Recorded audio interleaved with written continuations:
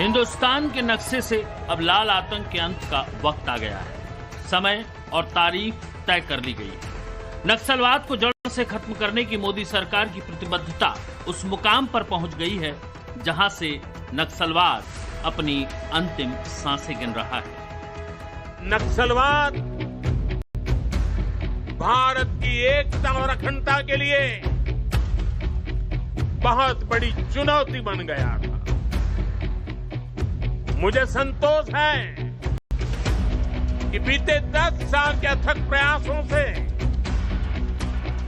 आज नक्सलवाद भी भारत में अपनी अंतिम सांसें गिन रहा है।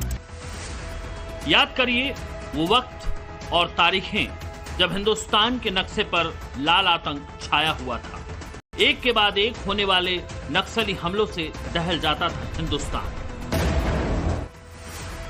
साल 2010, तारीख 6 अप्रैल, जगह छत्तीसगढ़ का दंतेवाड़ा।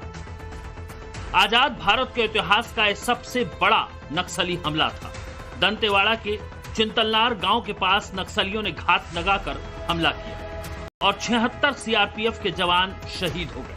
नक्सलियों द्वारा भारतीय सुरक्षा बलों पर किया गया यह अब तक का सबसे घातक हमला था। साल 2013, तारीख 25 मई, जगह छत्तीसगढ़ की झीरम घाटी। ये वो तारीख थी जब नक्सलियों ने देश के सबसे बड़े राजनीतिक हत्याकांड को अंजाम दिया और कांग्रेस के 30 से ज्यादा नेताओं को गोलियों से भून दिया।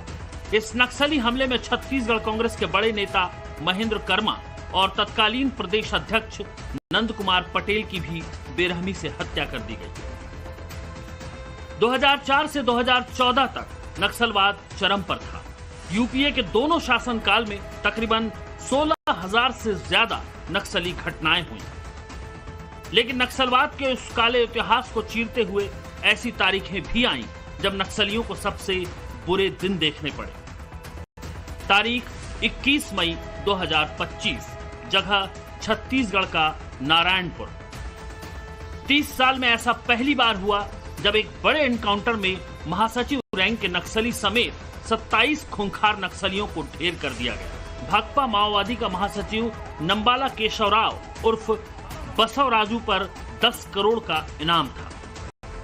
31 मार्च 2026 को इस देश की भूमि पर से हम नक्सलवाद को पूर्ण रूप से समाप्त करने का काम करेंगे। 31 मार्च 2026 तक नक्सलवाद को पूरी तरह खत्म करने का ये वादा यूं ही नहीं आया।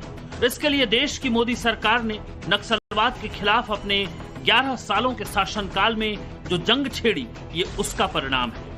मैं नरेंद्र दामोदर दास मोदी ईश्वर की शपथ लेता हूं कि 26 मई 2014 को देश के प्रधानमंत्री बनने के बाद नरेंद्र मोदी ने नक्सलवाद को आंतरिक युद्ध माना और इस लाल आतंक से निपटने के लिए निर्णायक युद्ध लड़ा।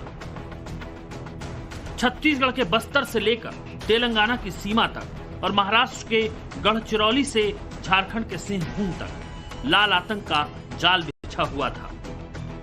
देश के प्रधानमंत्री मोदी के नेतृत्व में देश का सबसे बड़ा एंटी नक्सल मूवमेंट शुरू हुआ, इस एक संकल्प के साथ कि भारत को नक्सल मुक्त करना है और हर हाल में करना है। CRPF, cobra commando, C-64, DRG और बस्तर फाइटर्स ने मिलकर नक्सल प्रभावित दुर्गम और आदिवासी इलाकों में ऑपरेशन चलाया और कुर्रा गुटल्लू की 1040 मीटर ऊंची चोटी पर 288 वर्ग किलोमीटर क्षेत्र को नक्सल मुक्त कर दिया। हिंदुस्तान के इन दो नक्शों को देखिए। पहले जिस लाल आतंक ने हिंदुस्तान में रेड कॉरिडोर बना रखा था, अब वो रेड कॉरिडोर पूरी तरह बिखर भी गया और सिमट भी गया। जब 21वीं सदी का इतिहास लिखा जाएगा तो उसमें एक स्वर्णिम अध्याय होगा कि कैसे भारत ने दूसरे और तीसरे दशक में नक्सलवाद जैसी भयानक बीमारी को जड़ से उखाड़ दिखाया, उखाड़ करके फेंका। आप याद करिए वो समय जब नेपाल के पशुपति से भारत के तिरुपति तक रेड कॉरिडोर बन चुका था। भारत में नक्सलवाद की शुरुआत 1967 में हुई। पश्चिम बंगाल के छोटे से गांव नक्सलबाड़ी से भारतीय कम्युनिस्ट पार्टी के दो नेता चारू मजूमदार और कानू सान्याल ने 1967 में सत्ता के विरुद्ध ये सशस्त्र आंदोलन शुरू किया। सरकार के खिलाफ भूमिगत होकर शुरू हुई ये सशस्त्र लड़ाई देखते देखते 11 राज्यों के 90 जिलों तक पहुंच गई। नक्सलवाड़ी से शुरू हुआ ये आंदोलन इतना ताकतवर हो गया कि इसमें पश्चिम बंगाल से कांग्रेस की सरकार को उखाड़ फेंका और 1977 में पहली बार पश्चिम बंगाल में कम्युनिस्ट पार्टी की सरकार बनी और ज्योति बसु मुख्यमंत्री बने। लेकिन तब देश में कांग्रेस मजबूत थी, चाहती तो नक्सलवाद को उखाड़ फेंकती। लेकिन कांग्रेस पर आरोप लगते रहे कि उसकी नीतियों की वजह से नक्सलवाद पोषित होता रहा। अपने राजनीतिक फायदे के लिए कांग्रेस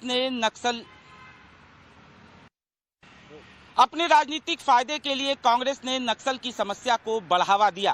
कांग्रेस ने गरीबों की आवाज कहकर वामपंथी वोट बैंक की राजनीति में नक्सलियों की हिंसा को निर्णायक रूप से कुचला नहीं, उल्टे लॉ एंड ऑर्डर की समस्या कहकर उसे राज्यों के मत्थे मर दिया।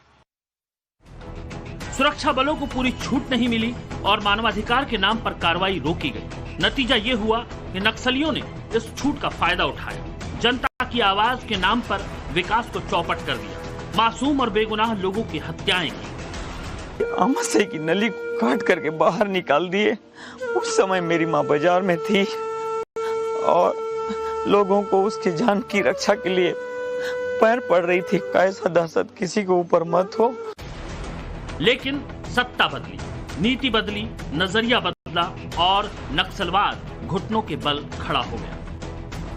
आंकड़ा देखिए, नक्सलवाद की वजह से साल 2010 में 720 लोगों की हत्या हुई, जबकि 2014 में यह आंकड़ा 222 पर आ गया और 2024 में महज 121 पर आकर सिमट गया। वहीं बीते 2 साल में देश की सरकार ने नक्सलियों को जो ठिकाने लगाया उसका आंकड़ा देखिए। साल 2024 में सुरक्षा बलों ने 235 नक्सलियों को ढेर किया। वहीं 2025 में अब तक 176 माओवादियों को ढेर किया जा चुका है। पहले नक्सली बनावत रहे और बड़ी तबाह करत रहे हमरे के और खाना पीना मांगत रहे और डर से दे देते रही खाना पीना। बहुत ही दर्शक में थे उस समय, तो पूरा फैला हुआ था ना नक्सली बेल्ट ही था, एरिया ही ऐसे था। नक्सल एरिया होत रहे, कोई भी पुलिस मन भी आवेले सब डरत रहे। कोई हिया जल्दी पार्टी कर गढ़ है, पार्टी क्षेत्र नक्सली वाला एरिया है कह के सब आवे जाए सब कोई डरत रहे। कोई हिया कोई चीज का सुविधा नहीं रहे। यहाँ घोल नक्सल क्षेत्र था, नक्सलवाद पूरा था। स्कूल में आके बच्चा का भी मांग करता था, रात को यहाँ सर्वो करता था, खाना खिलाना पड़ता था। लेकिन सिर्फ बंदूक नहीं चली, मोदी ने इस लड़ाई को मुख्य धारा से जोड़ने का मौका भी दिया और नक्सल प्रभावित इलाकों में विकास की राह भी प्रशस्त की। स्वास्थ्य, शिक्षा, सड़क और सुरक्षा से नई जागृति लाई। आज लाल आतंक से ग्रस्त इलाकों की तस्वीर पूरी तरह बदल चुकी है। अब गोलियों की गूंज नहीं सुनाई देती, लोग दहशत में डरे सहमे नहीं दिखाई देते। वहां कभी गोलियां बजती थी, गोलियों की गूंज थी, वहां मशीनों की आवाज आती। कभी गांव वीरान थे, अब स्कूलों की घंटियां बज रही हैं। सड़क जहां स्वप्न था वहां सड़क नहीं राजमार्ग बन रहे हैं, और जहां बच्चा स्कूल जाने से को डरता था वहां कंप्यूटर पर बच्चा पूरे विश्व के साथ बात कर रहा है। भाइयों, यही मोदी की शक्ति है, यही मोदी का संकल्प है और यही मोदी के विकसित भारत, सुरक्षित भारत का सपना है। शपथ लेने के बाद 11 सालों की उपलब्धि में नक्सलवाद की खत्म होती समस्या मोदी की बड़ी कामयाबी है।